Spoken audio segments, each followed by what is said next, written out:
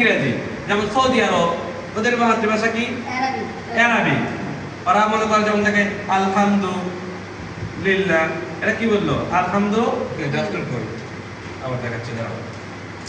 Saudi আরব ওরা বলে কি, ধরো মনে করো যে শুকরিয়া আদায় করে আল্লাহর কাছে, কিভাবে শুকরিয়া আদায় করে? যেমন বলে আলহামদুলিল্লাহ। ওদের মাতৃভাষা কি? ওদের মাতৃভাষা আরবি। কি? ওদের মাতৃভাষা আরবি। তাহলে আমরা জানলাম আমাদের মাতৃভাষা বাংলা এবং কি আমেরিকানদের মাতৃভাষা হচ্ছে ইংরেজি, সৌদি আরবদের কি আরবি। তাহলে এই ল্যাঙ্গুয়েজ মনে করো সব কিন্তু একই জিনিস, এটাও ভাষা, এটাও আমাদের ভাষায় বলতে গেলে এটাও ভাষা, এটাও ভাষা, এটাও ভাষা, ঠিক আছে না? তাহলে তিনটার নামই মূলত হচ্ছে ভাষা, কিন্তু ল্যাঙ্গুয়েজ শব্দটা কি? ইংরেজি।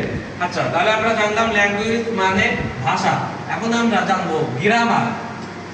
যেহেতু আমরা গ্রামার ক্লাস করবো, তাহলে আমাদের আগে গ্রামার সম্পর্কে জানতে হবে না, গ্রামার মানে কি? তাহলে আমরা আগে জানবো,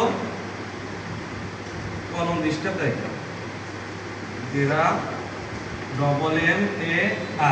গ্রামার মানে কি বলতে পারবা? গ্রামার মানে এটা হলো ইংরেজি ভাষা। তাহলে এর বাংলা কি হবে?